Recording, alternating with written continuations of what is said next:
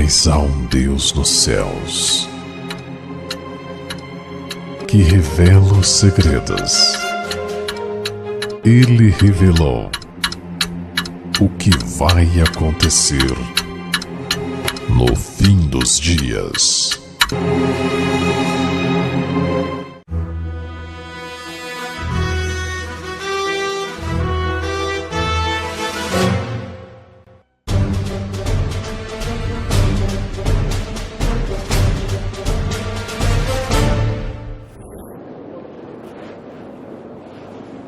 Que a graça de Jesus, o amor de Deus o Pai, na comunhão do Espírito de Deus seja com todos. Amém.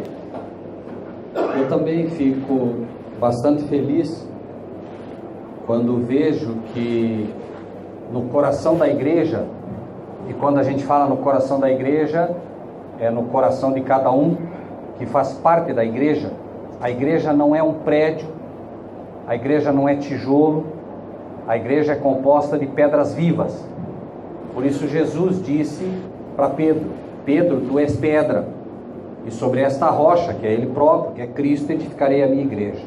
A igreja, nunca se deve esquecer que ela é feita de pedras vivas. Jesus vai levar pedras vivas para o céu. E é maravilhoso quando a gente vê que a igreja, ela realmente valoriza o que tem que valorizar. E não adianta, por mais que seja uma frase relativamente conhecida da igreja, a questão hoje do que acontece com as igrejas não é o que ela conhece. Não é o que ela conhece. É o que ela realmente tem como um norte para a vida dela. E a palavra de Deus, como digo, embora seja uma frase conhecida, ela não é vivida e não é entendida. Conhecereis a verdade, e a verdade vos libertará. Então a verdade vai te libertar de um pastor que te diz que você, como ovelha, tem que pastar grama. Vai te libertar. Isso é um fato, eu já vi isso, pastor. A igreja vai te libertar de um falso pastor que te diz que para você receber o milagre você tem que dar dinheiro. O dinheiro é bom, a igreja precisa, os membros precisam, a igreja precisa, mas não é uma troca. Não vai ser o dinheiro que vai fazer com que Deus opere um milagre na tua vida, não vai. E hoje acontece, como disse o pastor, o que acontecia no passado. Para que se tenha ideia do que acontecia no passado, e eu quero abrir, não eu, me perdoem, nós queremos abrir nesta tarde o estudo com base num livro. Embora estejamos estudando Apocalipse, eu quero que vocês acompanhem o que diz no livro de Eclesiastes, no capítulo 1, versículo 9. Nós já falamos sobre esse assunto. Nós já falamos sobre esse assunto aqui, mas amados irmãos e irmãs, se quando nós acabarmos esses estudos que aqui fazemos, tudo que restar for uma igreja que aprendeu o valor da palavra, a missão foi cumprida. A igreja precisa não apenas acreditar em Deus. A igreja precisa não apenas acreditar na palavra. A igreja precisa conhecer e confiar na palavra. Essa é a grande diferença do verdadeiro cristão. Se você pegar e fizer uma pesquisa hoje em Santa Teresa, perguntando quantos aqui acreditam em Deus, eu realmente acredito que 99% da cidade, ou 95% vai dizer o quê? Eu acredito. Então a pergunta seria para eles: você crê em Deus? Sim, eu creio. 95%, 99%, não sei, mas a esmagadora maioria. Mas aí nós precisamos fazer uma outra pergunta que está na Bíblia, porque tudo que ensinamos está na Bíblia. Está mesmo, não é acho. Nós não ensinamos o que tem base bíblica, nós ensinamos o que está nela. Base bíblica todo mundo diz que tem, mas ele pega um pilar da Bíblia e começa a edificar ao redor dele tudo errado. Então nós não temos que ensinar aquilo que tem base bíblica, nós temos que ensinar o que é bíblico mesmo. E quando nós vemos isso, nós vemos uma pergunta e uma afirmativa bíblica que deveria colocar de orelha em pé todo aquele que se diz cristão. Olha o que Jesus diz: tu crês que há um só Deus? Isso é uma pergunta que ele faz. Tu crês que há um só Deus? A resposta foi sim. Fazes bem, até os demônios creem. Prestem atenção nisso, meus irmãos. Tu crês que há um só Deus? Sim, eu creio. Bom, até os demônios creem. Grande coisa, então. Tem que haver uma diferença, porque se os demônios creem e estão perdidos e vão ser destruídos, qual é a diferença então? Claro que os demônios creem em Deus, porque eles estiveram lá, eles viram Deus, eles não têm como não crer. Mas a questão é, os demônios creem em Deus, mas eles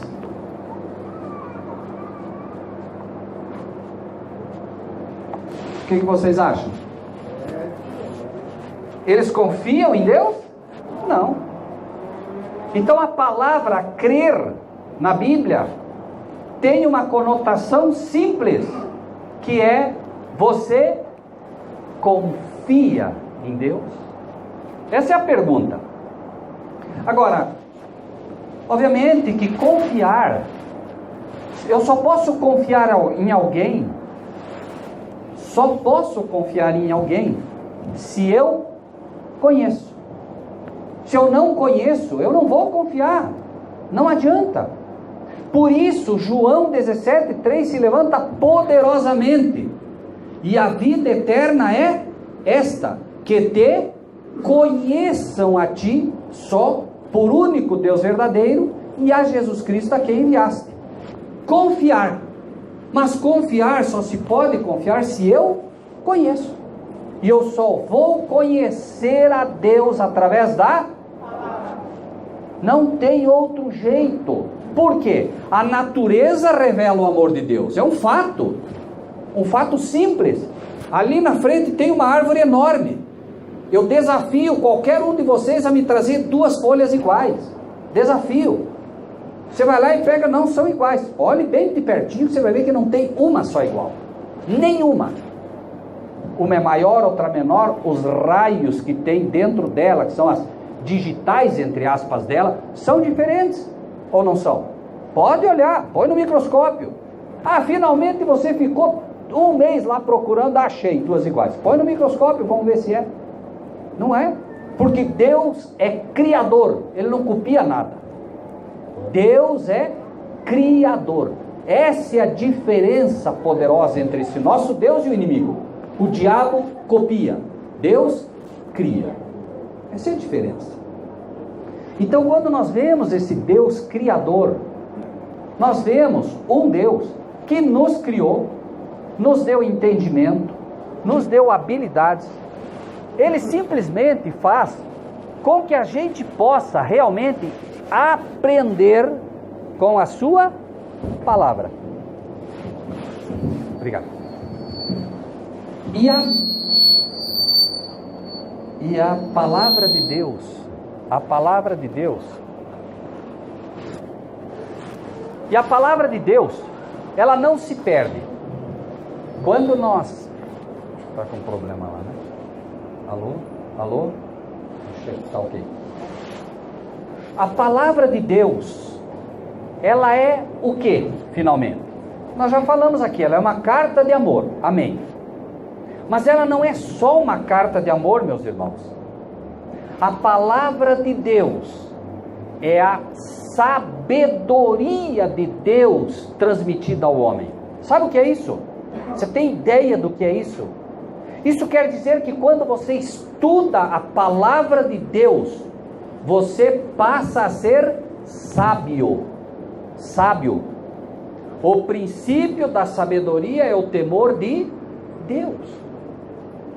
E você começa a ser sábio porque Deus é sábio. E tudo que Ele deixou para nós nesta carta de amor revela a sabedoria dEle. E quanto mais você estuda a palavra dele, mais sábio você fica. Claro. Agora vamos para o livro de Eclesiastes. Vamos ler algo que está ali. E eu gostaria realmente, meus irmãos, que existem frases na Bíblia, porque você não pode dizer, olha, isso é mais importante do que aquilo. A Bíblia toda é importante para nós, toda ela é perfeita, mas existem coisas que foram escritas especificamente para nós. Essa é a diferença. Vejam, por exemplo, Moisés conheceu o que estava no livro de João? Não. Daniel conheceu o que estava no livro de João? Não. Estes homens tinham a inspiração daquilo que já estava registrado, mas nenhum deles teve toda a Bíblia como nós temos. Nós temos toda a inspiração de Deus a nosso dispor. Nós temos um livro, irmãos, que é o livro dos livros no dia de hoje. Qual é esse livro? Apocalipse. O Apocalipse, irmãos, é o livro para nós hoje. Por quê? Porque ele é o livro que tem uma promessa direta. Bem-aventurado aquele que lê e que ouve as palavras desta profecia. Então, por favor, no livro de Eclesiastes, vamos ver uma frase, que ela é uma frase que deve nortear todo estudo profético. Todo estudo profético tem que ser norteado com base neste texto aqui. O que diz Eclesiastes 1:9? O que diz ali? O que foi e o que se fez, de modo que... O que isso quer dizer? Isso quer dizer que o que... Vejam bem, amados irmãos, o que foi, vai ser de novo. O que se fez, se fará de novo. E nada há de novo? Nada. Quem está dizendo isso para nós? É Deus que está nos dizendo isso. O que foi, vai acontecer de novo. O que se fez, se fará de novo. Porque nada há de novo debaixo do sol. Por que debaixo do sol? Porque no céu não é necessário repetir as coisas. O céu não repete nada, pastor. É nós que precisamos repetir, porque a gente escuta e esquece. Os anjos não esquecem. Não esquecem. Deus fala uma vez, não precisa falar nunca mais. Assim deveria ser conosco também. Mas o pecado fez com que a nossa mente agora tivesse dificuldade. Então nós esquecemos.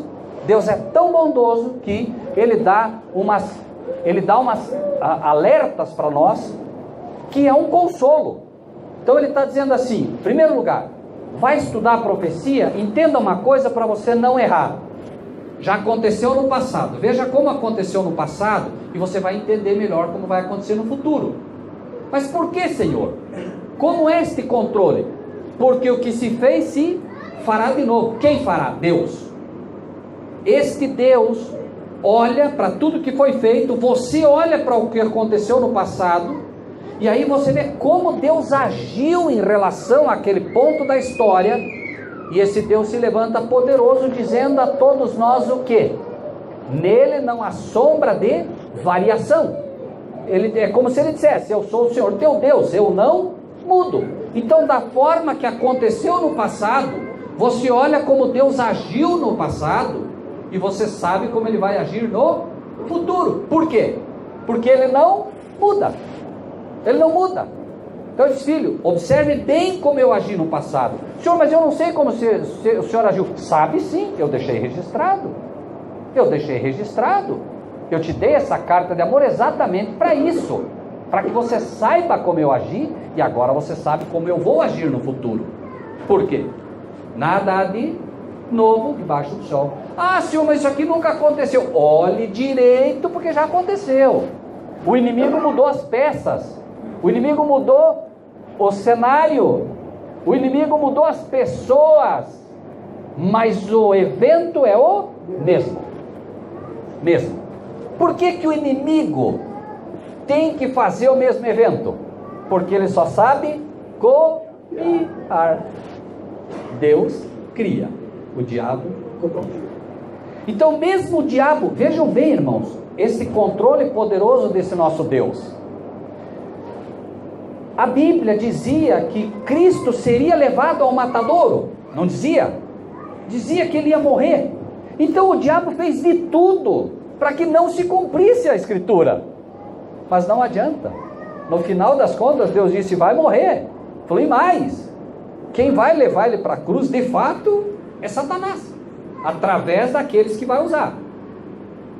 E Satanás, mesmo sabendo disso, não conseguiu deixar de cumprir a parte dele, porque Deus está no controle. Não adianta. Aí o diabo diz assim: não, eu estou no controle. Está nada. É verdade que a Bíblia diz que o mundo jaz no maligno. O mundo, não a igreja. A igreja não pode estar no maligno. Não pode. No momento que a igreja está no maligno, tem algo errado, irmãos. Tem algo errado. O diabo uma vez se aproximou de Jesus e Jesus disse: aí vem o inimigo, e ele nada tem em mim. Se o diabo nada tem em Cristo, por que a igreja tem que ter algo do inimigo? A igreja não pode ter nada do inimigo também, nada. Eclesiastes 1:9, então: o que foi, isso é o que há de ser. O que se fez, isso se tornará a fazer de novo, de modo que nada há de novo debaixo do sol. Então nós temos o quê? Nós temos passado, presente e futuro, certo? Nós temos o passado, o presente e o futuro, aqui denominado. Vamos para o livro de Apocalipse então. Livro de Apocalipse, que é o nosso livro base de estudo, né? Sempre tendo em mente isso, irmãos, tá? Eclesiastes 1:9, repito, tem que ficar marcado no coração dos irmãos e irmãs. Tem que ficar marcado isso, porque senão a gente tem dificuldade para aprender o futuro, né? Apocalipse então, capítulo 1, versículo 19. O que diz ali? Recentemente um pastor me dizia: mas Rogério, o Apocalipse, ele foi escrito só para as coisas que vão acontecer. Ele disse: se você leia Apocalipse 1, revelação de Jesus Cristo, a qual Deus lhe deu para mostrar aos seus servos as coisas que brevemente devem acontecer, né? Então ele me dizia: o Apocalipse está dizendo aí, ele só mostra o futuro, ele não mostra o passado, né? Mas leiam, por favor, o que diz o versículo 1:19. É o que acontece quando a gente conhece a Bíblia pela metade, né? Quando você conhece a Bíblia pela metade ou não conhece toda ela, você tem afirmativas que não são corretas, você erra. O que diz Apocalipse 1:19 ali, né? Diz: escreve as coisas que tem visto, as que são e as que depois destas hão de acontecer. Então escreve as coisas que você tem visto, passado, as que são, presente, e as que depois desta vão acontecer, futuro, claro. Mas por que, se o Apocalipse de fato é a revelação de Jesus Cristo, a qual Deus lhe deu para mostrar aos seus servos as coisas que brevemente devem acontecer, que é futuro, por que Deus diz para João escrever passado, presente e futuro? Porque embora o Apocalipse seja para nós entendermos o futuro, para entender o futuro é preciso que eu entenda isso aqui, certo? Eu preciso ver, porque daí eu vendo como Deus agiu, eu sei como ele vai agir de novo. Vejam que Eclesiastes está ligado então ao Apocalipse também, como é a Bíblia toda. A Bíblia toda é fantástica neste particular, né? O livro de Isaías também fala sobre esse assunto, né? Não vamos cruzar aqui, não há necessidade. Mas uma vez que nós temos isso em mente, vamos agora ver uma questão muito prática sobre como as coisas acontecem no passado, para nos dar base para entender o futuro. Vamos para o livro de Apocalipse, que estamos ali, capítulo 3 agora, capítulo 3.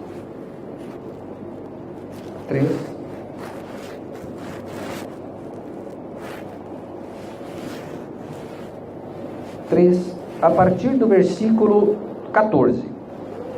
3:14. E eu gostaria que os irmãos prestassem bastante atenção quando nós vamos ler este texto, Porque, meus irmãos, nós estaremos lendo aqui sobre a carta a Laodiceia.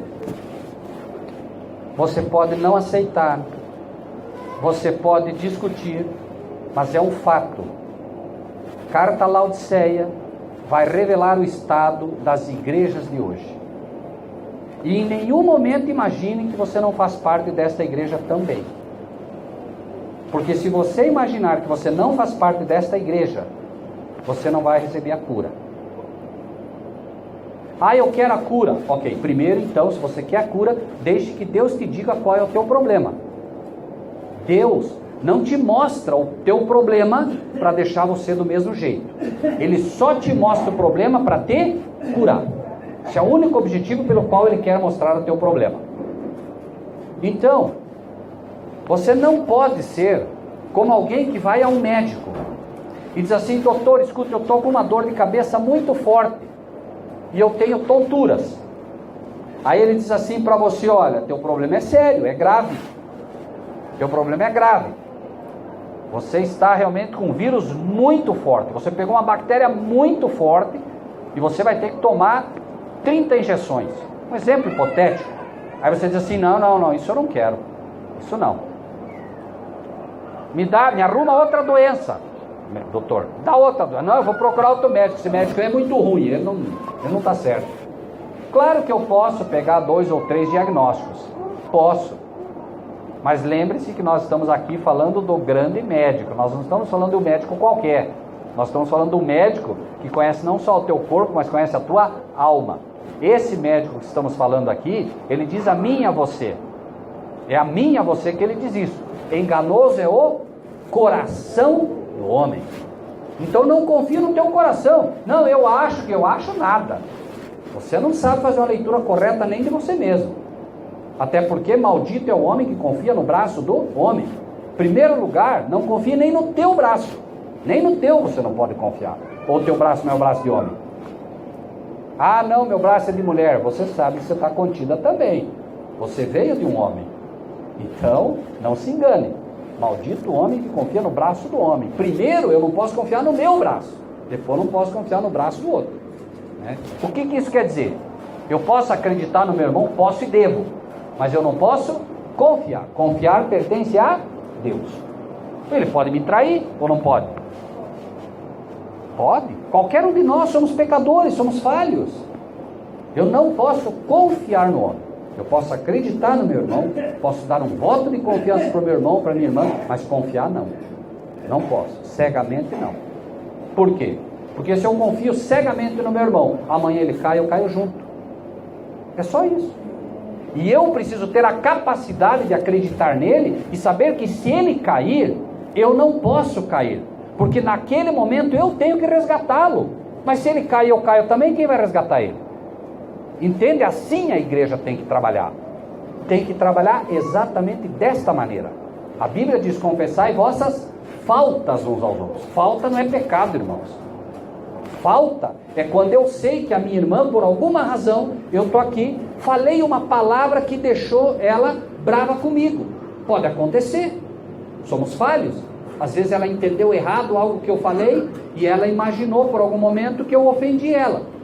Eu não sei disso. Mas amanhã alguém chega e me diz: olha, a irmã está brava com você por isso, isso e aquilo. Eu vou lá confessar a minha falta a ela. E não é para o outro, não é chegar para o pastor, sabe aquela irmãzinha lá, ó, tem que dar uma dura nela, pastor, tá? Não, é com ela que eu vou. Teu irmão tem algo contra ti, vai tu e fala com ele. Certo? Não é para disseminar na igreja. Eu vou e falo com ela. Peço perdão. Minha irmã, me desculpa, não era meu desejo. Normalmente isso se resolve. Ah, ela não aceitou. Não quero saber, não quero saber. Pega uma testemunha, vai lá de novo. Minha irmã, olha, né? Eu errei, por favor, me desculpe, não sabia, tal. Não aceito. Agora conta para a igreja. Agora o problema é da igreja e ela. Se ela não aceitar, agora sim ela tem um problema sério. É assim. É assim que é recomendado. Muito bem. Apocalipse, então, capítulo 3, a partir do versículo 14. Ao anjo da igreja que está em Laodiceia, escreve: isto diz o Amém, a testemunha fiel e verdadeira, o princípio da criação de Deus. Eu sei as tuas obras, que nem és frio nem quente. Tomara que foras frio ou quente. Assim, porque és morno, e não és frio nem quente, vomitar-te-ei da minha boca. Como dizes, rico sou, estou enriquecido e de nada tenho falta. E não sabes que és um desgraçado, miserável, pobre, cego e nu. Aconselho-te que de mim compres ouro provado no fogo, para que te enriqueças, e vestes brancas, para que te vistas, e não apareça a vergonha da tua nudez. E que unjas os olhos com colírio para que vejas. Eu repreendo e castigo a todos quantos amo. Sê, pois, zeloso e arrepende-te. Eis que estou à porta e bato. Se alguém ouvir a minha voz e abrir a porta, entrarei em sua casa, com ele cearei e ele comigo. Ao que vencer, lhe concederei que se assente comigo no meu trono, assim como eu venci e me assentei com meu pai no seu trono. Quem tem ouvidos, ouça o que o Espírito diz às igrejas. Amados irmãos e irmãs, num primeiro momento, você ouve essa mensagem de Deus, dizendo a você, e você diz assim, bom, eu não sei, eu não vejo que eu seja assim. Não é para ver, não é para ver, é para aceitar. No primeiro momento é para aceitar. Não importa se você vê que você é assim ou não vê, é para aceitar. Porque pode ter certeza que eu e você estamos incluídos aqui. Uns mais, outros menos, não é o caso, estamos aqui. E esse é o médico que está falando para nós, porque quer nos curar. Ele está olhando o raio-x da nossa alma, está dizendo, ó, é isso aqui, ó. Então eu quero que você entenda, esta é a situação. E esta é, sem absolutamente nenhuma dúvida, a posição, a forma como estão hoje a esmagadora maioria das igrejas no mundo inteiro. Esta é a posição do período em que vivemos. Laodiceia é o período de hoje em que vivemos, em primeiro lugar, é a última igreja, e é também a condição da igreja, correto? Então esta é a condição das igrejas hoje, e nós vamos ver se não é. Lembre-se que nós estudamos na vez passada, quem lembra? Nós estudamos Filadélfia, que é a igreja do amor, que é a igreja de onde Deus quer nos tirar de Laodiceia para nos levar à condição de Filadélfia, certo? Então por isso ele nos mostra Laodiceia. Esta é a condição hoje. Eu quero levar vocês à condição de Filadélfia, a condição do amor.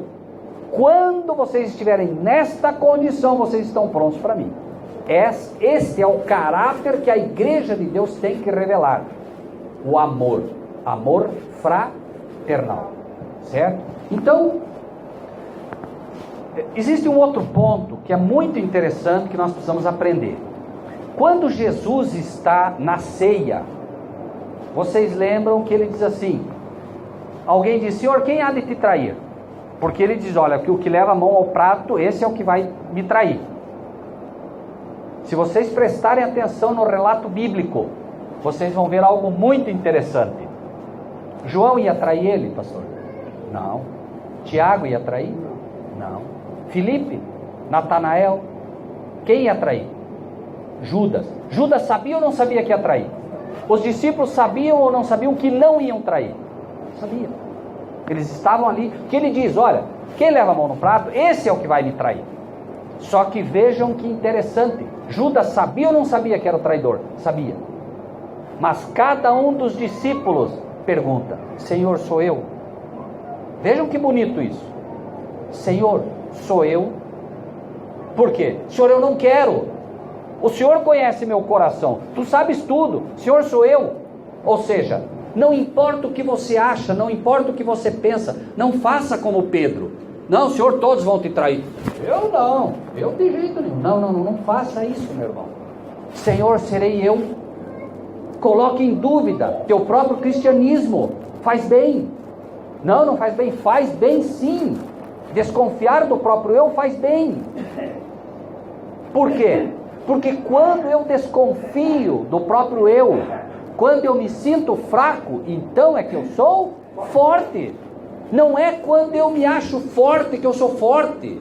É quando eu reconheço a minha fraqueza que Deus pode operar.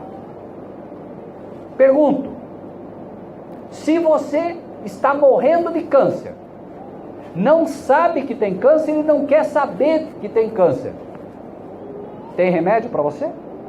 Não.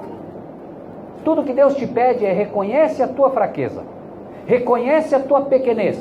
Bem-aventurados os humildes, porque deles é o reino do céu. Humildade de espírito. Irmã, como é que vai a tua fé? Muito bem. Cuidado, está muito mal. Pode ter certeza que está muito mal. Como vai a tua fé? Lutando, meu irmão. Lutando. Aí você diz assim: não, a minha fé está grande. Jesus vem para você e diz assim: ah, sim, se a tua fé fosse do tamanho de um grão de mostarda, você diria para esse monte: sai daqui, ele iria para lá. Agora eu te pergunto, repita, então, responda de novo para mim: tua fé é grande? Ah, é? Então vai lá, eu quero ver, quero ficar olhando lá, você vai fazer aquele monte pular daqui e para lá, quero ver.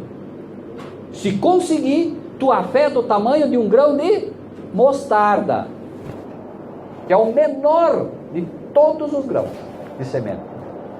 Só que, claro, ele é pequeno, mas quando ele cresce, vira uma árvore maior do que qualquer outra. Então, entendam o que é a fé. A fé vem pelo e pelo palavra de Deus. Então, à medida que nós ouvimos a palavra de Deus, à medida que a igreja começa a entender quão profunda é a palavra de Deus, a fé começa a brotar, começa a crescer. E eu não tenho dúvida que os irmãos hoje já têm condições, pelo que têm aprendido, pelo que têm buscado, de discernir hoje com uma fé muito maior, porque a fé, irmãos, a fé não é simplesmente crer, é confiar, mas é confiar na palavra. Ah, eu vou fazer uma fezinha hoje, vou jogar na loteria. Isso não é fé, nunca vai ser, porque ela não tem base na palavra. A fé tem que ter base na palavra. Não é fé, não importa o que você chame, não é. Ela tem que estar ancorada aqui. Então começamos com Laodiceia. E Laodiceia quer dizer o quê? Em primeiro lugar, Laodiceia quer dizer povo que julga. Esse é, e podem ter certeza de uma coisa, meus irmãos: povo que julga é a pior condição da igreja. Qual é a melhor condição da igreja? Filadélfia, que é a igreja do amor. Pergunto: alguém aqui não tem pecado? Levanta a mão quem não tem pecado aqui. Vamos lá, quem não tem pecado aqui? Todos têm? Bom, então, se todos têm, eu posso julgar o meu irmão e a minha irmã? Sim ou não? Não, então já está explicado aqui de uma forma muito simples. Todos somos pecadores. Como é que eu, pecador, vou julgar a minha irmã que é pecadora? Não posso. Não posso. Quem julga? Quem pode julgar? Amém. Só Deus. Mas, por que esse pecado é tão grave? Por que essa é a pior condição que uma igreja pode estar, que uma pessoa pode chegar? Por que Deus reputa por tão grave isso? Há 6 coisas que o Senhor abomina e uma que Ele detesta. Qual é? O que cria contenda entre os irmãos. E sabe quem cria contenda entre os irmãos? Quem julga. Esse é o que cria contenda. Vamos ver um exemplo. Por que, irmãos, o assassinato, que é mostrado como um dos pecados que o Senhor abomina, não é mais grave do que esse? Alguém diria aqui: não, eu nunca matei ninguém. Aí entra um assassino por essa porta que começa a frequentar a igreja, um assassino. Nós sabemos que ele matou 3 pessoas. Para nós ele é o pior pecador que tem. E Deus vem e diz assim: não, senhor, não é ele não, são vocês. Porque vocês julgam.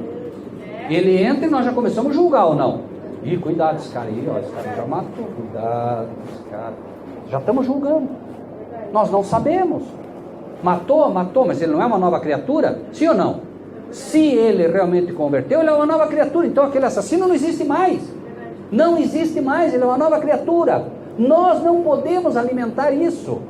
Ele não matou ninguém, lá no céu está colocado perdoado ao lado dos assassinatos dele. Como é que nós vamos julgá-lo se Deus já perdoou?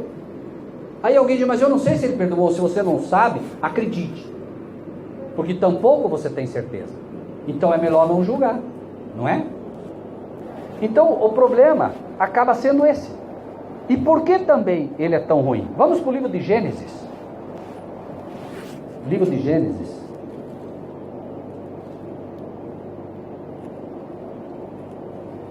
Capítulo 49.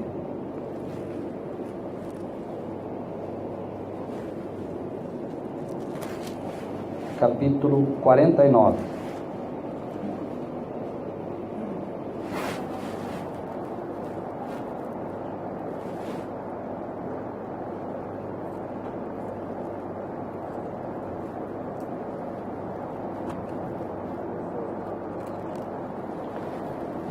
Se vocês observarem aqui, vejam o versículo 16 o que diz. Jacó está abençoando seus filhos. E olha o que diz a partir do versículo 16 ali. Dan o quê?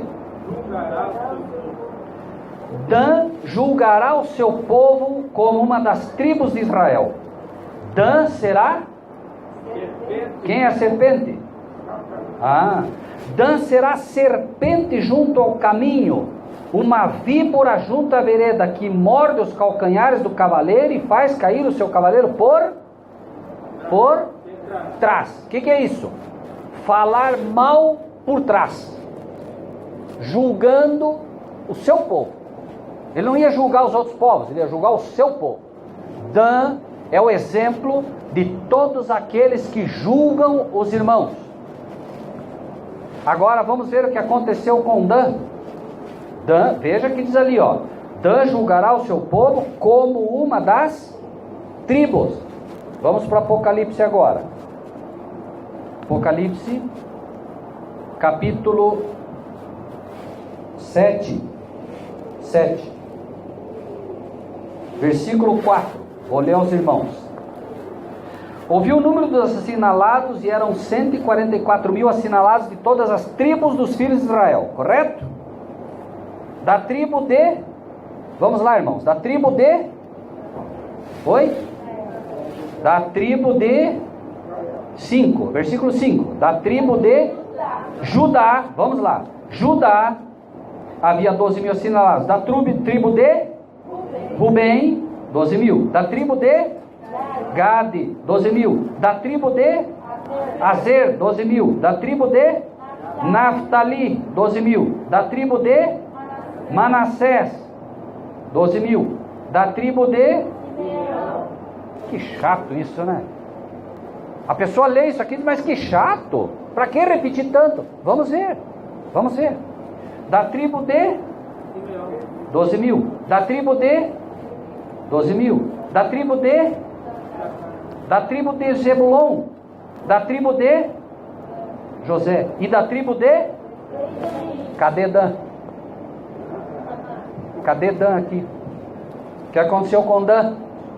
Ficou fora. Por quê? Porque Dan vai julgar o seu povo. Dan quer dizer julgamento. Dan quer dizer julgamento.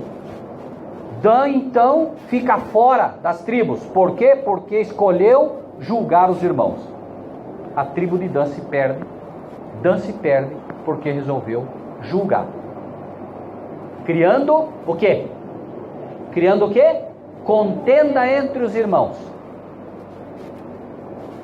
Daniel também. Se você pegar Daniel, a raiz de Daniel é o quê? Dan. Mas tem uma diferença. O que tem mais aqui? El é a parte de Deus. Daniel julgaria por Deus. Essa é a diferença. Entende? Daniel não julgava por ele. Deus julgava por Daniel. Então pode, claro. Daniel é um livro de julgamento. Tanto é que você abre, por exemplo, Apocalipse 10, Apocalipse 7, Apocalipse 5, você vai ver o livrinho aberto, que é o livro de Daniel, que é o livro do julgamento. Porque, claro, uma igreja que julga vai ser julgada. Não julgueis para não seres julgados. Quer julgar? Com a mesma medida. Exato. Agora, nós vemos então por que Deus considera odioso esse pecado. Porque o pior estado da igreja é a igreja que julga. porque se perde uma tribo inteira. Vamos para frente. Quando uma mulher que amava Jesus se ajoelha e debaixo da mesa, escondidinha, ela quebra um vaso de perfume e está ali ungindo os pés de Jesus. Alguém disse: por que não se vendeu esse frasco de perfume e não se deu o dinheiro para os... Quem foi esse? Judas. O que Judas estava fazendo? Julgando. E o que aconteceu com Judas? Precisa falar? Não. Traiu finalmente. Porque resolveu e escolheu julgar. Cristo perde também um discípulo. Pecado, mesmo duvidar. Julgar. Mas ele não perdeu só isso, meus irmãos. Vamos ver o capítulo 12 agora de Apocalipse. Capítulo 12. Esse estudo vai demorar mais. Provavelmente nós vamos ter pelo menos 2 ou 3 lições. Vamos permitir que Deus conduza. Apocalipse 12. O que diz ali? Versículo 3 e 4. 12, 3 e 4. Viu-se outro sinal no céu, e eis que era um grande dragão. Quem é o dragão? Satanás. Que tinha 7 cabeças e 10 chifres, sobre as cabeças 7 diademas. E a sua cauda, irmãos, aqui, por favor, irmãos, eu quero que prestem muita atenção nisso. Não é um ataque a ninguém. Mas quem é que tem que responder as nossas questões? Quem? A palavra de Deus. A palavra de Deus tem que responder as nossas questões, sim ou não? Sim ou não? Sim. Por um momento, mantenham o dedo onde vocês estão. Não precisam ir, apenas fiquem aí. Eu quero ler um versículo para vocês de forma rápida.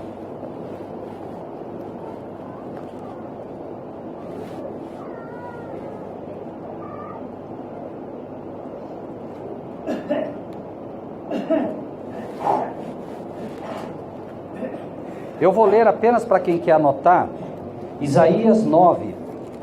Eu vou ler para vocês Isaías 9, 14 e 15.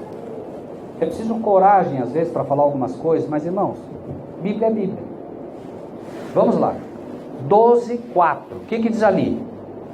Veja bem. O dragão, no versículo 3, vermelho, tinha 7 cabeças, 10 chifres, sobre as cabeças 7 diademas. E a sua ótimo, sua cauda, levou após si a terça parte das estrelas do céu. Então Satanás, com a sua cauda, derrubou a terça parte das estrelas do céu. Como é isso com a sua cauda? Quer dizer que ele pegou a cauda, então eles eram tudo agarrados na cauda dele. Vamos prestar atenção profeticamente o que é isso? Isaías, apenas anotem, 9, 14 e 15. Pelo que o Senhor cortará de Israel a cabeça e a cauda. O Senhor cortará de Israel a cabeça e a cauda, o ramo e o junco. O ancião e o varão de respeito são a cabeça, e o profeta que ensina a falsidade é a cauda.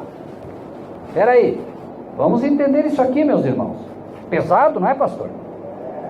O falso profeta é a cauda. E quem que é o falso profeta, irmãos? É aquele que prega, é o ministro, é o que ensina, se faz passar por profeta, às vezes até acha que é o profeta, mas ele é a cauda do inimigo para derrubar a terça parte das estrelas do céu, que são vocês. A terça parte das estrelas do céu, em primeiro momento, claro, é Satanás derrubando os anjos. Mas em segundo lugar, a cauda, como é dito, é os pastores. Os pastores derrubam os demônios? Não. Pastores derrubam pessoas. Isso é para nós, é para mim, é para você, é para cada um de nós. É dolorido, mas é um fato. O pastor acaba de falar aqui. Vejam se tem cabimento. Alguém que se diz pastor pegar uma igreja inteira e levar para comer grama, gente. Isso é o quê? São milhares fazendo isso. Esse nem pode se dizer que é um falso profeta. Esse é um pobre coitado, falso profeta é aquele que pega, abre a palavra de Deus e engana. Esse é o falso profeta. Esse é aquele que quando você fala para as pessoas, mas por favor, ele é um falso profeta, ele está pregando a teologia da prosperidade, e Jesus não prega isso. Deixa de falar do ungido do Senhor, tá? Fica quieto aí. Mas nós fomos chamados para isso. Nós fomos chamados. Nós não podemos ser coniventes com o pecado. Eu, o pastor Pedro, o irmão, cada um de nós como ministros fomos chamados com a autoridade que Deus nos deu para repreender o pecado. As minhas irmãs, os meus irmãos estão sendo enganados nas igrejas e eu vou deixar calado. Amanhã Jesus vai me dizer, mas eu não te dei sabedoria para repreender o pecado. Mas Senhor, se eu fizesse isso eu ia ficar mal com eles. Mas você quer ficar mal com eles ou comigo? Para que eu te chamei? Para que eu te dei boca? Para que eu dei olhos para você? Para ver, boca para falar. E é isso que nós encontramos no livro do Apocalipse. Tem engano aqui, meus irmãos, é a Bíblia falando. Não há como negar. Quando a palavra de Deus fala, que os homens digam amém. Só isso. Ah, não aceito. Problema seu com Deus. Não é problema meu. É Deus que está te falando.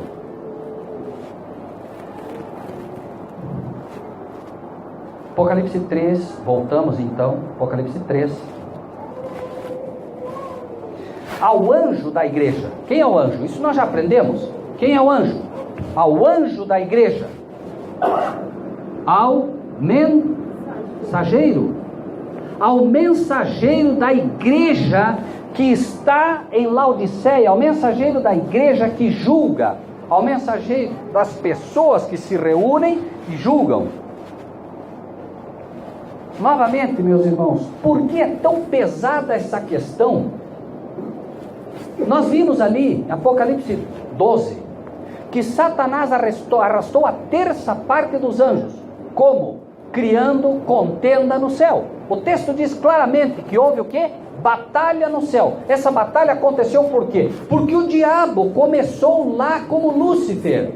Ele chegou e disse o seguinte para um dos anjos: olha, viu, pastor, eu gosto muito dessa igreja, mas veja, pastor, é uma crítica construtiva, tá bom? O diabo gosta desses termozinhos. Crítica construtiva. Como se houvesse uma crítica construtiva. Crítica é crítica. Crítica é crítica. Cristão não critica. Cristão fala a verdade com amor, com oração, fala a verdade, mas não critica. Olha, é uma crítica construtiva. Sabe, pastor, eu gosto, mas aquela irmã lá, ó, não me leva mal, pastor, sabe? Mas é que começa assim. O diabo começou assim no céu. Olha, eu gosto muito de você, viu, anjo? Mas é o seguinte, olha, Deus, eu acho que não está muito certo esse negócio que está fazendo aí, não. Sabe? Viu? Não, mas será? Não, olha, eu amo vocês, por favor, não me leve a mal, tá? Olha, não tô, viu? E começa. E vai para um, vai para outro, vai para outro. Daqui a pouco, sabe o que aconteceu no céu, meus irmãos? Isso é bíblico. Sabe o que aconteceu? Ele agora vai para apresentar como se fosse uma petição dos anjos. Olha, não é eu não, viu? Não sou eu, os anjos estão querendo. Eles não estão muito felizes aí com esse negócio não. Sou só o porta-voz aqui. Ele que criou todo o veneno. Ele foi o que começou o quê?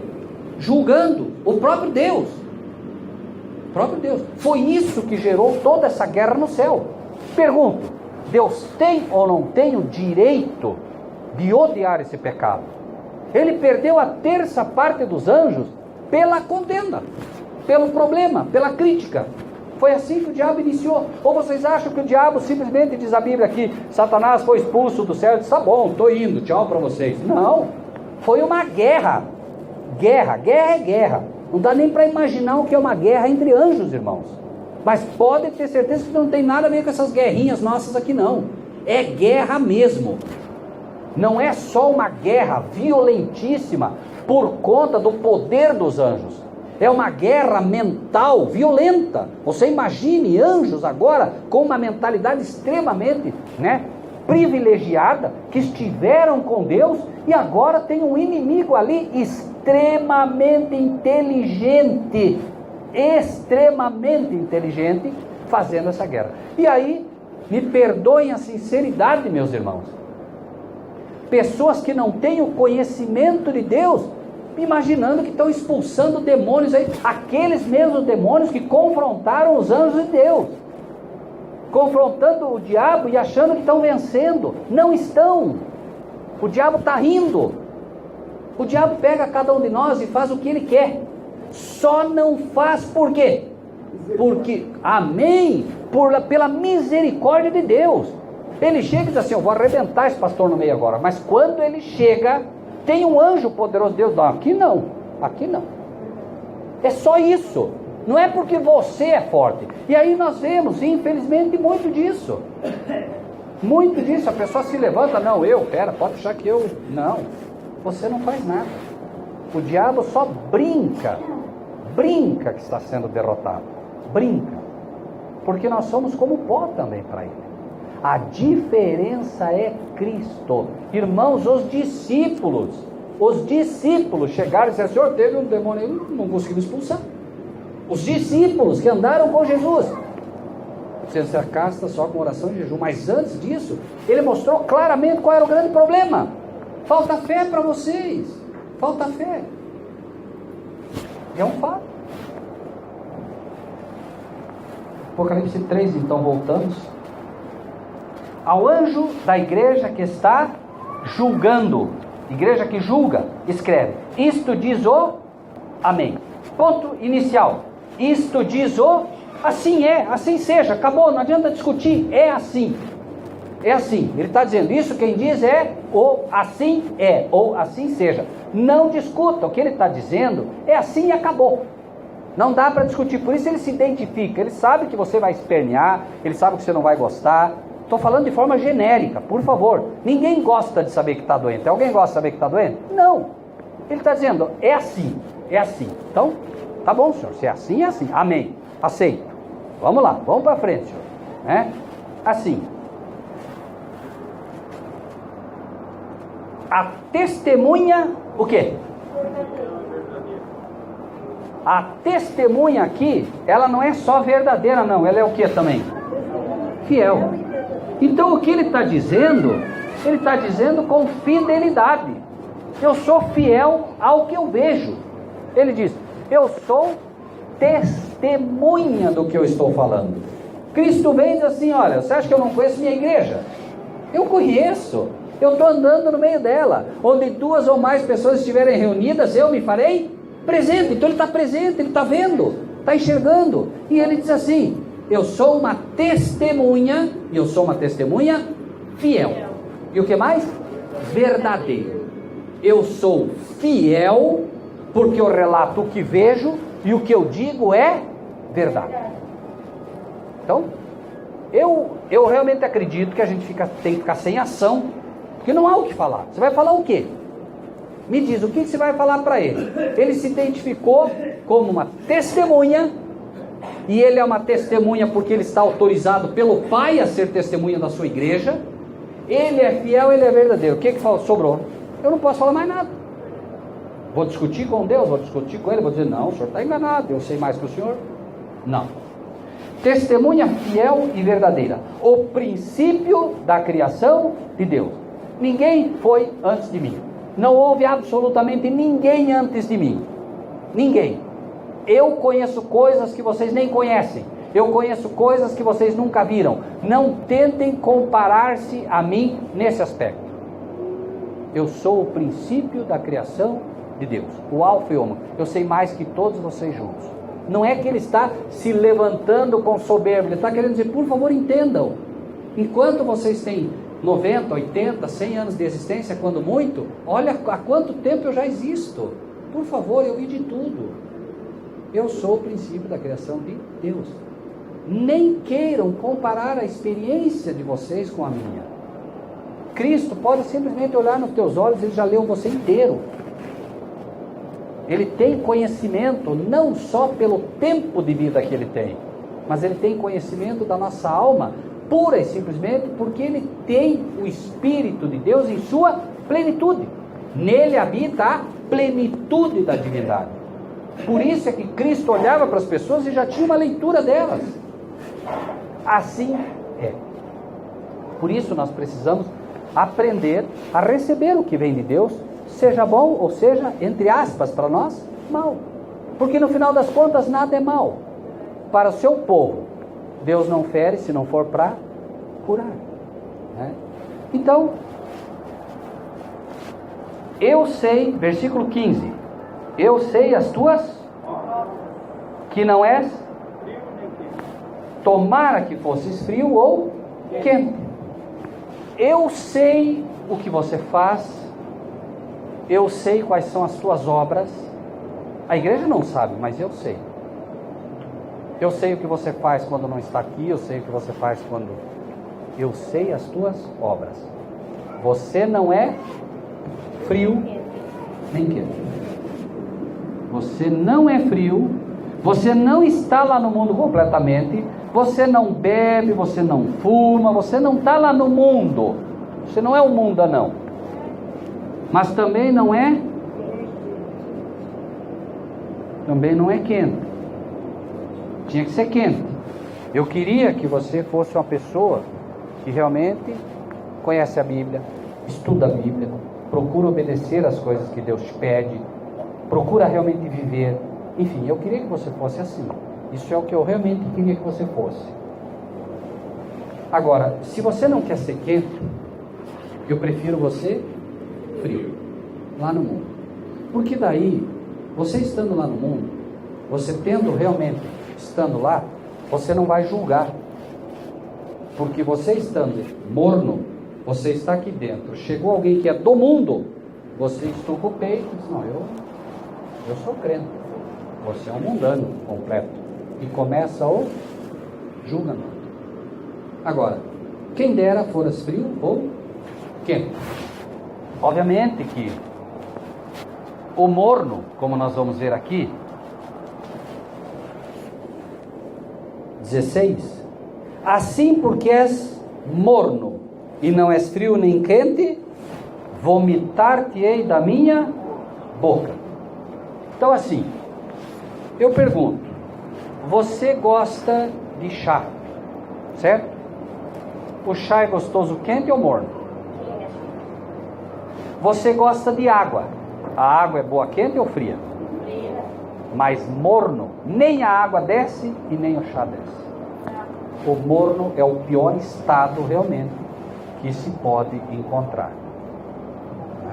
Então, ele diz, vomitar-te da minha boca. A alusão é essa, você pega a água é boa fria, geladinha, enfim. Você põe água morna, dá ânsia de vômito.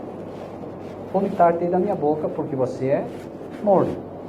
O grande pecado da mornidão, repito, é o julgamento. Certo? Aqui nós vamos ver o que é o morno. Tá? Porque de repente você diz assim, não, mas é só... Não, ele diz, eu conheço as tuas obras. Aí você já diz assim, não, mas eu faço isso, eu faço aquilo, eu faço aquilo. Não, também não é isso. É preciso entender exatamente onde ele está colocando no ponto, porque alguém chegou um dia, Senhor, muito obrigado, porque eu não sou que nem esse ali, eu dou dízimo, eu jejuo, eu faço isso, eu faço aquilo, e ele desceu sem ser justificado. Já o outro disse, Senhor, tem misericórdia de mim, eu sou pecador. Então veja que esse não era o morno, ele era pecador, reconhecia, mas ele sabia o seu estado. Por isso a diferença, né? Agora, versículo 17. Como és ou como dizes? Como dizes. Teu problema é esse. Então agora, Cristo está dizendo, o teu problema é esse. Você diz, rico e enriquecido, de nada tenho falta. Então vamos lá. Teu problema não é nem o que você é. Teu problema é o que você diz. Você diz, rico e enriquecido, de nada tendo falta. E não sabes. Não sabe, ponto, não sei, não sabe. Que és um desgraçado, miserável, pobre, cego e nu. Tu dizes, rico sou e estou enriquecido. Você diz, conheço a Bíblia. Você diz, eu sou bom. Você diz, eu sou crente há 40 anos. Você diz, eu sou uma pessoa boa, não faço mal para ninguém. Você diz, você diz, você diz, você diz, e você não sabe. Um exemplo bem claro aqui. Espero que ninguém me entenda mal. Pastor, eu estou na graça, vocês estão na lei. Eu estou na graça, vocês estão na lei. A gente ouve muito isso. Não sabes que és um desgraçado. O que é desgraçado segundo a Bíblia? Sem graça, isento da graça. A gente ouve muito isso hoje. Não, vocês estão na lei, porque você quer obedecer a Deus, então você está na lei, eu estou na graça. Não sabes que és um desgraçado. Você acha que está na graça. Você não sabe, mas você não está na graça. Você diz, rico, enriquecido, de nada tenho falta. Não, peraí, eu sou um pastor, você vai querer me ensinar, pastor? Eu conheço a Bíblia muito mais que o senhor, você vai querer me ensinar? Esse é o desgraçado. Acha que está rico, acha que sabe muito. E acontece. Você vai tentar ensinar a pessoa, por favor, meu irmão, veja aqui. Tem católico aqui hoje? Tem algum católico? Amém. Não é por mal. Não é por mal. Nosso irmão católico, você diz assim, escuta, você precisa de Cristo. Não, eu já tenho a minha igreja.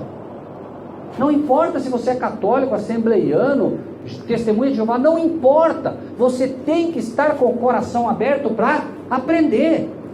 Não é porque você é igreja, você vai defender. Não, senhor. E eu sou crente há 40 anos, você vai querer me ensinar. Mas espera aí. Se for uma criança de 8 anos, que tiver algo para te ensinar da Bíblia, tem que aprender. Não importa de onde vem. É bíblico, amém. Não é? Fora. Ouve tudo e retém o que é bom. Mas para reter o que é bom, eu preciso saber o que é bom. Não é assim? Eu preciso saber.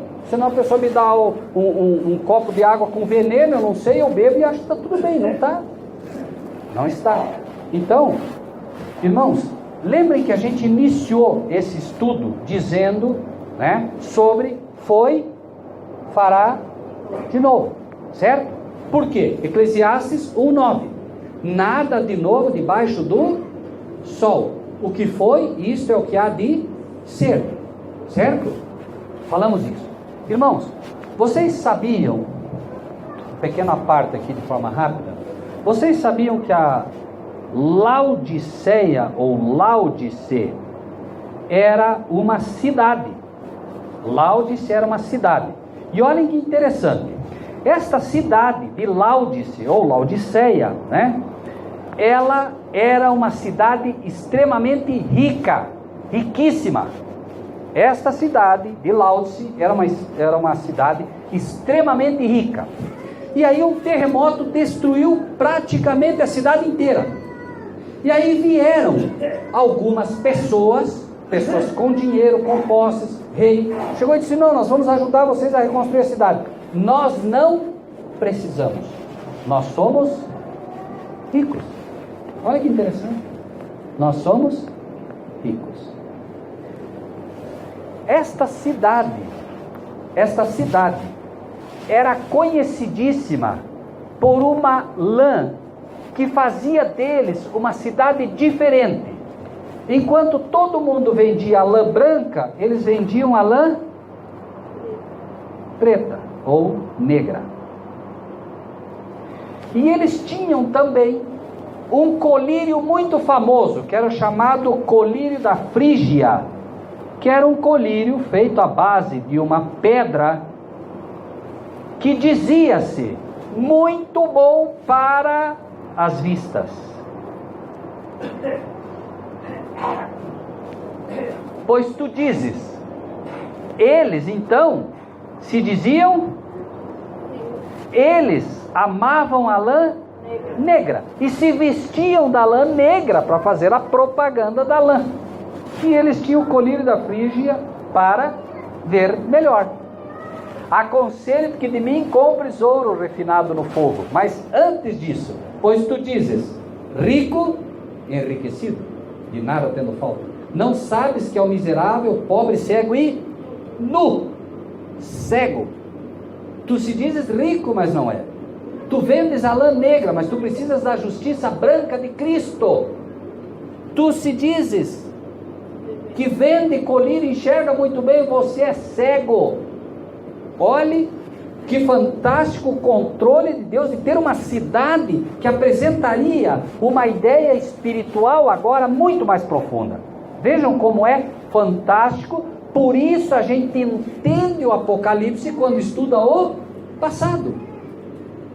Tivéssemos estudado Laodice e mais.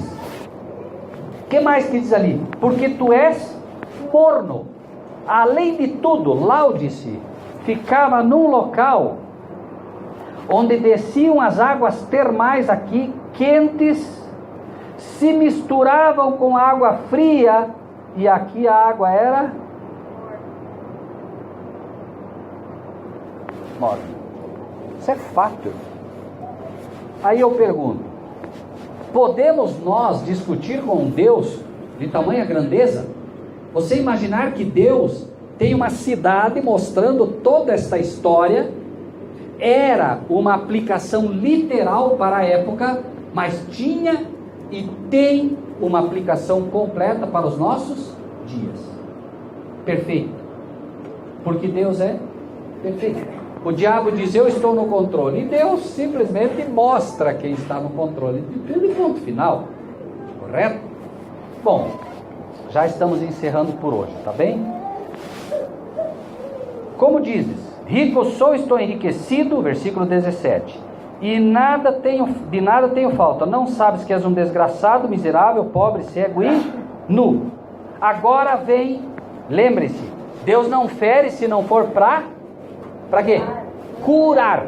Então Deus agora, Ele te diz assim, ó, você é pobre, miserável, cego e nu. E o que você responde para o Senhor? Não sou ou sou? O que é que vocês respondem para Cristo? Sou, somos. Senhor, é verdade, somos. Senhor, é verdade.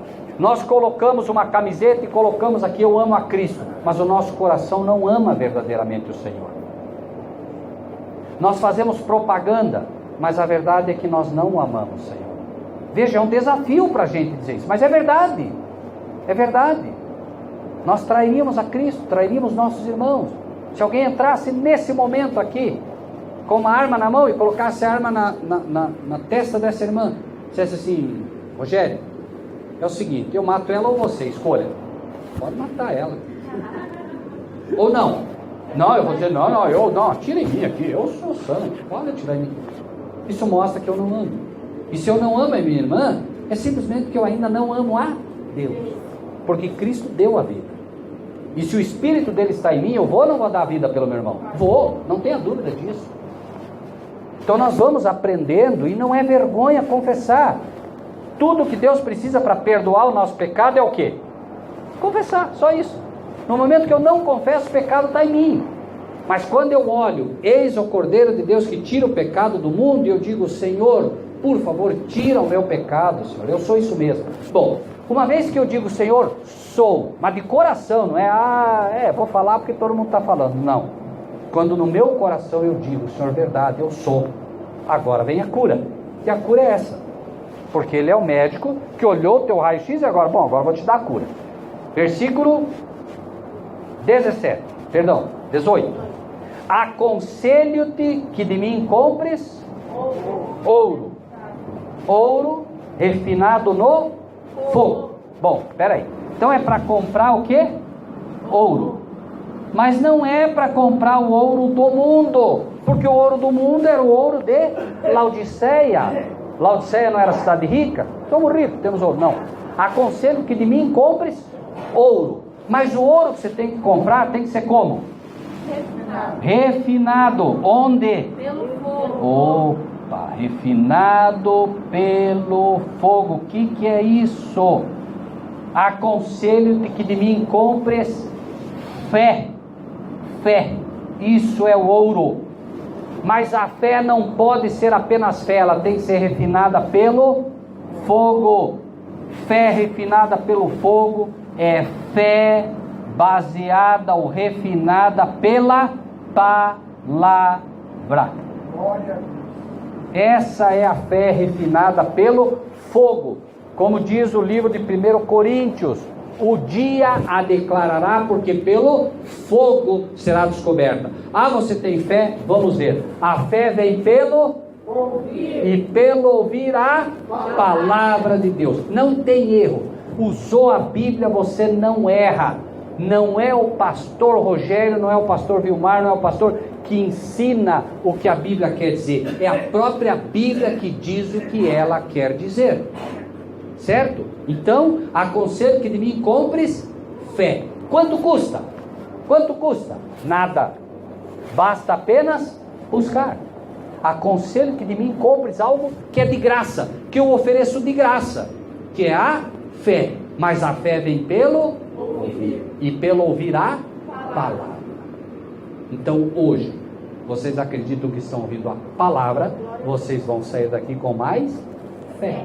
Só cuidem para que o diabo não arranque. Certo?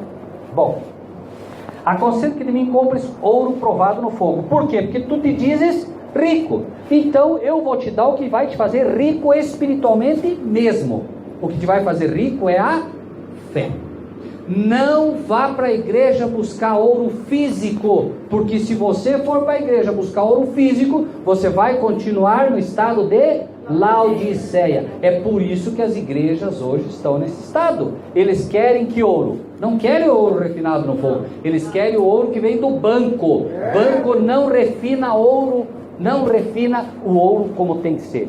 Banco não vende fé. Quem vende fé é a palavra.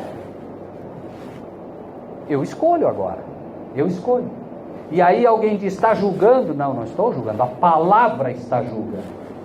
A palavra julga. Porque quem realmente é o dono da palavra é aquele que julga. Ele julga pela palavra. Cristo é o verbo. Cristo é a palavra. A palavra pode julgar. A palavra pode. Eu não. Então não sou eu que estou julgando a igreja. A palavra está mostrando o estado dela e está dando a cura. Não, mas eu não quero. Bom, aí é com você. O que mais? Ouro provado no fogo para que te enriqueças. E o que? Vestes brancas para que te vistas e não apareça a vergonha da tua nudez. Adão quis se vestir com folhas de figueira. Os laodicenses quiseram se vestir com lã negra. E nós precisamos da lã branca do Cordeiro. Quem é o Cordeiro? Então o que nós precisamos? O que são anotem aí, o que são as vestiduras brancas? Não. Cristo é o Cordeiro. As vestiduras brancas é a justiça de Cristo. O que falamos antes? Por que alguém julga? Porque ele acha que é melhor que você. Ele julga porque ele acha que ele é bom. Nós não somos bons, nós somos pecadores e precisamos da justiça de Cristo. Não adianta querer se cobrir com lã negra, vestes, trapo de imundície. Precisamos da justiça de Cristo. Chega de dizer eu sou bom, eu não mato, eu não roubo. Chega de dizer eu sou crente há não sei quantos anos. Chega de dizer que eu sou melhor que o meu vizinho. Chega, eu preciso da justiça de Cristo. Eu preciso me cobrir com a justiça de Cristo para que Deus olhe para mim e veja em mim refletido o Cordeiro. Adão pecou ou não pecou? Pecou. Colocou folha de figueira. Resolveu? Não. O que foi feito? Adão, tira isso aí. Fora. Vamos vestir você com o manto do Cordeiro. Vamos vestir você com a pele do Cordeiro. Está vestido, Adão? Aceita, Adão? Aceito. Amém, filho. Está resolvido o problema. Difícil? Não. Agora, uma vez vestido com a pele do Cordeiro, acontece o que aconteceu com aquela pecadora. Estava ali, iam apedrejar. Cadê os homens que te condenavam? Cadê os homens que te condenavam? Cadê os homens que te julgavam? Laodiceia, por isso violento. Cadê os homens que estavam te julgando? Cadê os homens que queriam te condenar? O senhor foi embora. Nem eu te condeno. Nem eu te condeno. Vá e não Opa, peraí. Se vestiu com a justiça de Cristo, vai e não peques mais. Senhor, é impossível. Não, não é. O que é impossível aos homens é possível a Deus. Apenas aceite o que eu te dou. Vá e não peques mais. Quem está te dizendo vai e não peques mais é alguém que disse haja luz e houve luz. Há poder na palavra dele. Quando ele diz vai e não peque mais, ele está te dando poder para isso. Você só tem que acreditar. E esse acreditar acima de tudo é o quê? Confiar. Confia o Senhor. Tropeçou, levanta de novo e vamos para frente. Faz como Paulo, deixando para trás as coisas que lá ficam, siga o rumo à perfeição que lhe está proposta. Não importa, tropeçou, vamos de novo, gente, vamos lá. A Bíblia diz: aquele que perseverar até o fim será salvo. Não é aquele que tropeça e fica ali, ai, ai, ai, meu dedo. Vamos para frente, gente. Vamos para frente, vamos servir ao Senhor, vamos buscar as ovelhas, vamos fazer o trabalho que tem que fazer. Todos nós. Todos nós. Que tal cada um de nós aproveitar? Porque nós somos os arautos do Evangelho, todos nós. Que tal nós fazemos um pacto no nosso coração? Ninguém responde em voz alta. Cada um que aceitar no seu coração, da próxima vez, traga uma pessoa com você. Faça esse pacto no teu coração. Ninguém vai saber quem fez e quem não fez. Se você chegar sem ninguém, problema nenhum. Ninguém sabe o pacto, se foi você que fez ou não. Mas, como uma proposta a cada um, tente trazer alguém, convide. Ah, não veio? Não tem problema. Você não é obrigado a trazer ninguém na marra. Mas você sim tem que levar o convite do Evangelho. Ide pelos valados, ide, trazei, tragam. Foi isso que Jesus falou. Está falando para nós, tragam. Sejam francos, meus irmãos e irmãs. Sejam francos, não há por que mentir. Vocês estão gostando de ouvir a palavra de Deus, sim ou não? Sim ou não? Eles também. Eles só não sabem. Eles só não sabem. Então nós temos que trazê-los para ouvir a palavra. Não é para ouvir o Rogério. Não é para ouvir o Rogério. Amanhã pode não estar o Rogério, pode estar o pastor, mas tragam para que eles ouçam a palavra de Deus. Eles também precisam. Vocês gostam, eles também, eles só não sabem. A diferença é que Deus já deu discernimento para vocês saber que é bom. Eles não sabem. Então você convida e diz: não, eu tenho uma festa. Não, eu tenho... Insista, convide. Só convide e deixe que o Espírito de Deus haja. Né? Então, entendido? Vestiduras brancas, o que é? Justiça de Cristo. Certo? A justiça de Cristo. Aí você vai parar de dizer: eu sou bom, eu faço... Não é não. Mas eu estou vestido com a justiça de Cristo. Né? E o que mais que diz ali? O que mais diz? Né? E unja os teus olhos com colírio, para que vejas. O que é o colírio? Para que vejas. Olha aqui, ó. Eles diziam que tinha o colírio da Frígia, mas eram cegos. E Deus, né, está falando através do seu filho, através do mensageiro. Tu não sabes que é cego. Tu precisas de colírio para que vejas. Qual é o colírio para que vejas?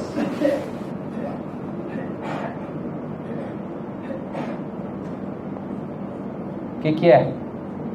Espírito Santo. Como eu sei disso? Quem responde? A Bíblia.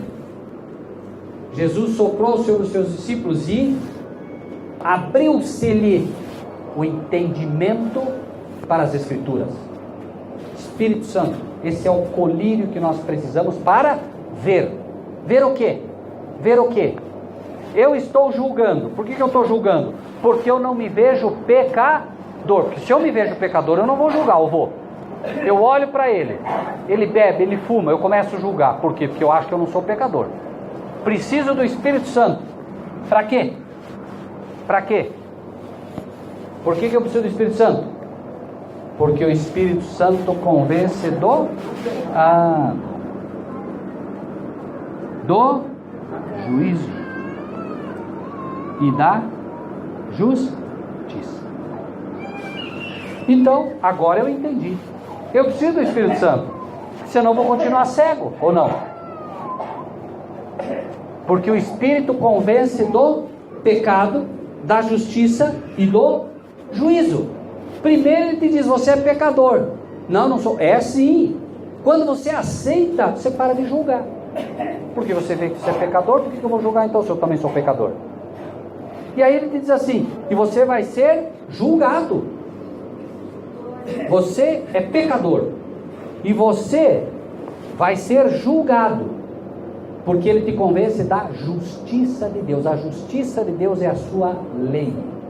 Então, em primeiro lugar, o Espírito Santo diz assim, você é pecador. Aí você diz, eu não sou.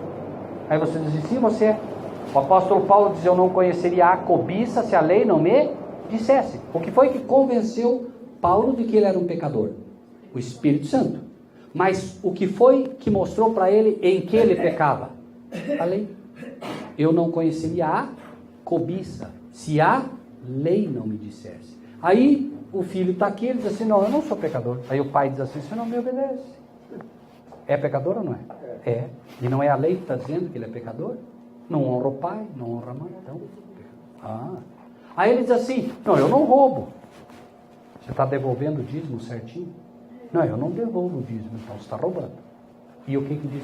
Quem é que está dizendo? É a palavra, é a lei. A lei não diz, não furtarás. E, obviamente, você diz, mas espera aí, eu não roubo das pessoas. Não, mas a Bíblia não está dizendo que não é para roubar das pessoas. Está dizendo simplesmente, não furtarás. Não disse não furtarás os homens, não disse não furtarás. Não furtarás. E aí Deus se levanta e diz assim, pode o homem roubar a Deus? E ele diz, pode sim, vocês me roubam. Pronto, final. Tem que discutir, está dizendo que rouba. Aí se levanta uma...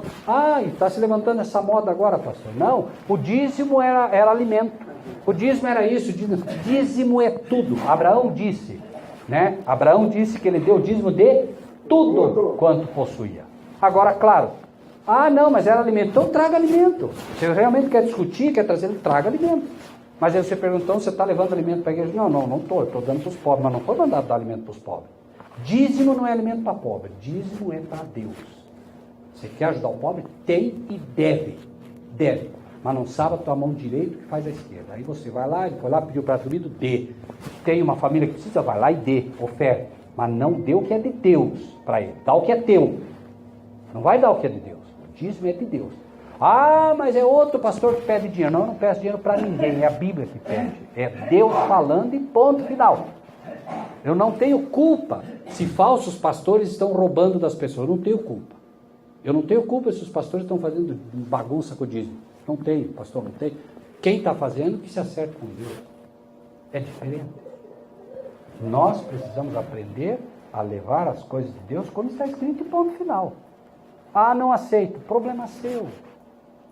Eu não acredito no dízimo, problema seu. Não é meu. Você acha que eu tenho problema se você não tem? Então, finalmente, com isso encerramos, né? Eis que estou, veja bem, olhos com colírio para que vejam. Agora a questão é, igreja, respondam a Deus, não, amigo. Vocês querem ouro? Acreditam que precisam? Sim ou não? Ou somos cheios de fé? Precisamos. Precisamos ou não precisamos das vestiduras brancas? Sim. Senhor, cobre-nos com a tua justiça. Essa tem que ser a nossa oração. Cobre-nos com a tua justiça. Nunca mais saia da minha boca, eu sou bom, eu não faço isso, eu não faço aquilo. Senhor, cobre-me com a tua justiça. Que o céu diga se você é bom ou não é, não você. Certo? Demonstrar com o caráter limpo que é.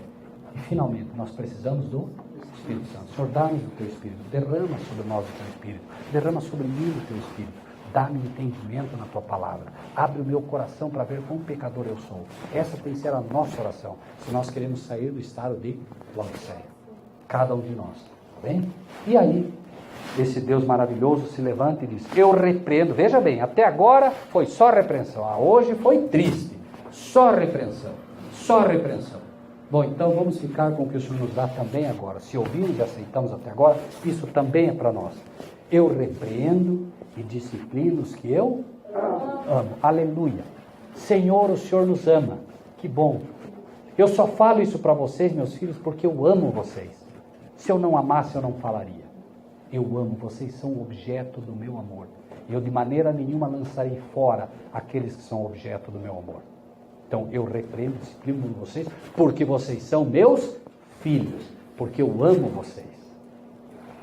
Eu realmente imagino que tudo que ouvimos, irmãos, acaba calando a nossa voz E o nosso coração, quando ouvimos isso, um Deus se levantando e dizendo, são meus filhos. Se ele diz isso para nós, é porque quando o diabo chega lá e diz, essa irmã ali, ela é minha, viu? Pô, ela está no estado de Laodiceia. Mas ele diz, não.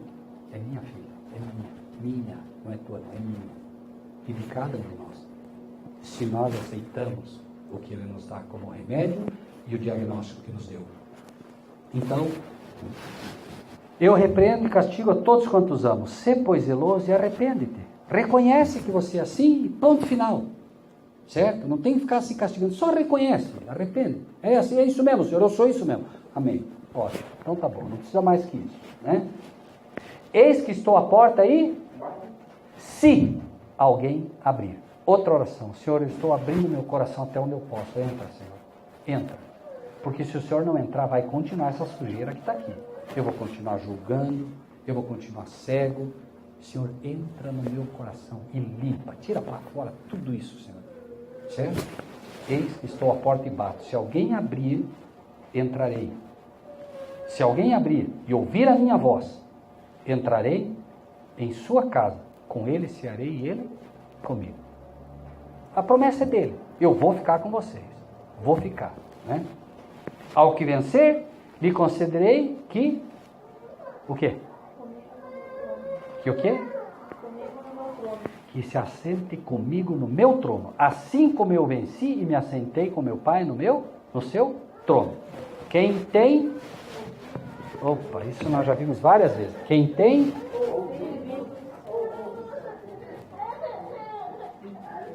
Ouça o que o Rogério disse para a igreja. É isso que está escrito ali? Não. Quem tem ouvidos, ouça o que o Espírito disse às igrejas. Foi o Rogério que falou? Se não foi, foi Cristo através do seu Espírito. Deus seja louvado, meus irmãos e irmãs, se esta igreja realmente entendeu a mensagem de Deus e não só entende o diagnóstico, mas aceita o remédio, que é o mais importante. O mais importante é aceitar o que somos para que Deus possa operar com o seu remédio. Que Deus nos abençoe a todos.